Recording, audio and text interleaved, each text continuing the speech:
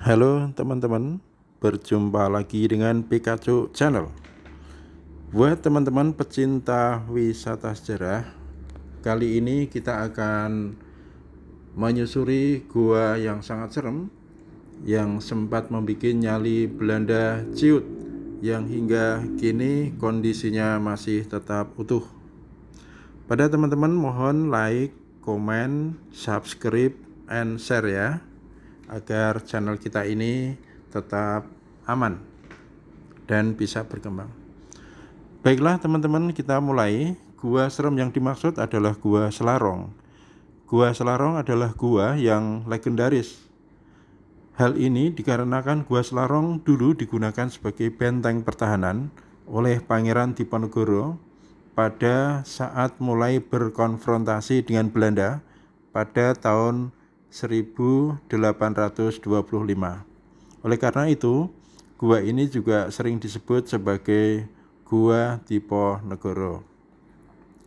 Saat ini, Gua Selarong ini menjadi objek wisata sejarah sekaligus religi yang banyak dikunjungi oleh wisatawan dari berbagai tempat. Gua Selarong terletak di Dusun Kembang Putihan, Desa Guosari, Kecamatan Pajangan, Kabupaten Bantul, Daerah Istimewa Yogyakarta. Untuk menuju ke sini teman-teman, kita harus menggunakan kendaraan pribadi atau charteran ya, karena tidak ada kendaraan umum yang lewat. Namun teman-teman tak perlu khawatir karena jalannya sudah beraspal mulus. Ada beberapa rute yang bisa dilalui. Yang paling mudah adalah melalui Masjid Agung Manunggal Bantul ke arah barat, kemudian dilanjutkan menuju Jalan Selarong, atau apabila masih bingung, teman-teman bisa bertanya nih pada Mbah Google. Mudah kan? Nah, teman-teman, dulu setelah meloloskan diri dari kepungan pasukan Belanda yang dipimpin oleh asisten residen Chevalier pada tanggal 21 Juli 1825, Pangeran Diponegoro sempat menyingkir ke beberapa tempat dan selanjutnya ia menuju ke Selarong. Di tempat ini, beliau dan para pembantunya membangun sebuah markas perjuangan. Daerah Selarong dinilai strategis karena terletak di kaki Bukit Kapur yang bergua-gua dan jaraknya hanya sekitar 9 km dari kota Yogyakarta. Apalagi kemudian banyak juga kaum bangsawan yang simpati dan bergabung.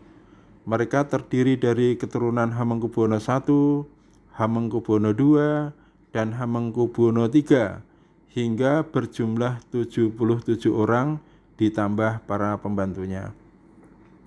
Mereka antara lain Pangeran Mangkubumi, Pangeran Panular, Pangeran Adinegoro, Kyai Mojo, Adiwinoto Suryodipuro, Pangeran Ronggo, Pangeran Surenglogo, dan Ngabeyi Mangunharjo, yang nantinya ditunjuk sebagai panglima-panglima militer dalam pasukan Pangeran Diponegoro. Untuk memperkuat posisinya, Pangeran Diponegoro memerintahkan pembantu-pembantunya yang bernama Joyomenggolo, Bauyudo, dan Honggo Wikromo untuk memobilisasi penduduk sekitar. Beliau juga menulis surat ke masyarakat Kedu untuk bersiap berperang melawan Belanda. Karena pada saat itu Kedu sudah dirampas oleh Belanda dari Kesultanan Yogyakarta. Pada Juli 1825 kawan-kawan, di Selarong telah terbentuk beberapa batalion pasukan yang dipimpin oleh Pangeran Wiromenggolo, Sentot Prawirodirjo, dan Ngabeyi Joyokusumo. Pasukan tersebut dengan cepat menguasai hampir seluruh pinggiran kota. Sedangkan markas Selarong sendiri dipimpin oleh 5 serangkai, yaitu Pangeran Diponegoro sebagai pemimpin utama, Pangeran Mangkubumi sebagai penasihat dan bertanggung jawab dalam kerumah tanggaan, Ngabeyi Joyokusumo dan Sentot Alibasah sebagai panglima dan pengatur siasat perang, serta Kyai Mojo sebagai penasehat rohani. Pada tanggal 25 Juli 1825, pasukan Belanda pimpinan Kapten Bowes menyerang Selarong.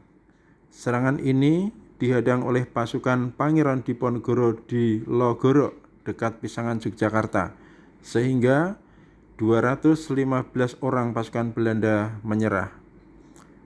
Selanjutnya pada 7 Agustus 1825, pasukan Diponegoro menyerang kota Yogyakarta dengan kekuatan sekitar 6.000 orang. Pasukan tersebut berhasil menguasai kota, meskipun kemudian Pangeran Diponegoro memutuskan untuk tidak menduduki keraton. Sementara Sultan Hamengkubuwono V sendiri berhasil lolos ke benteng Vredenburg dengan pengawalan ketat. Belanda kemudian menugaskan Letnan Jenderal H.M. de Kock sebagai komisaris pemerintah untuk Kesultanan Yogyakarta dan Kesunanan Surakarta yang diberikan hak istimewa di bidang militer maupun sipil. Untuk meredam perlawanan Diponegoro, de Kock menulis surat ajakan berunding kepada sang pangeran, namun ditolak dengan tegas, sehingga kemudian diputuskan untuk menyerbu Selarong. Penyerbuan ini dilakukan beberapa kali, teman-teman, yaitu antara lain pada bulan September 1825 di bawah pimpinan Mayor Selwich dan Letnan Kolonel Achenbach, serta tanggal 4 November 1825. Pada serangan terakhir ini, pasukan Diponegoro memutuskan untuk mundur dari Selarong dan berpencar ke berbagai daerah, dan pusat perlawanan berpindah ke Dekso. Dengan besarnya nilai sejarah yang ada pada Gua Selarong tersebut, kawan-kawan, menjadikan lokasi ini banyak dikunjungi wisatawan, terutama pada akhir pekan dan di hari-hari libur. Selain juga karena kondisi alamnya yang masih asri. Gua-gua kapur tempat persembunyian ini kini digelayuti akar-akar pepohonan berusia ratusan tahun. Nah, hal inilah yang membuat kesan Gua Selarong angker. Beberapa fasilitas pendukung telah dibangun di sekitar ataupun di dalam gua, namun dengan tetap memperhatikan keaslian dari peninggalan sejarah tersebut. Salah satunya adalah anak tangga sebagai jalur akses untuk mencapai gua yang berada di atas bukit. Di kaki bukit sekarang juga dibangun taman bermain seperti ayunan dan jungkat-jungkit untuk melepas lelah setelah menapaki puluhan anak tangga, sehingga teman-teman bisa bersantai di taman ini. Teman-teman, ada dua buah gua utama di komplek Gua Selarong. Yang pertama dinamakan Gua Kakung, yang dulu digunakan oleh Pangeran Diponegoro, dan yang kedua Gua Putri, yang digunakan oleh selir beliau yang bernama Raden Ayu Retnaningsih. Gua tersebut sebenarnya adalah cekungan yang berada pada tebing yang kemudian dipahat agar bisa ditinggali. Kini di depan gua tersebut sudah dipasang pagar pembatas dari besi sehingga aman, teman-teman. Terdapat juga sebuah air terjun kecil di depan Gua Putri. Namun sayangnya air terjun yang indah ini hanya akan dialiri air pada saat musim penghujan. Nah, di puncak bukit, teman-teman, atau di atas Gua Putri tepatnya, sekarang sudah dibangun gardu di mana kita bisa melihat hamparan hijau pepohonan di daerah Pajangan.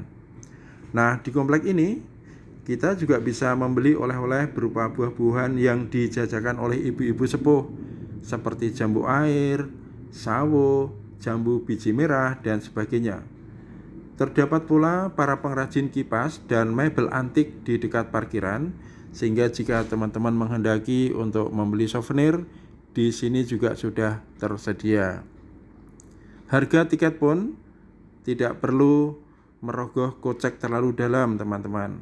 Hanya Rp6.000 ditambah parkir Rp5.000, teman-teman sudah bisa menikmati indahnya panorama di Gua Serem, Gua Selarong. Jadi inilah teman-teman yang bisa kita sampaikan dari komplek markas Pangeran Diponegoro. Sebelum teman-teman mengakhiri, Jangan lupa like, comment, subscribe, and share. Sampai bertemu di video selanjutnya. Terima kasih.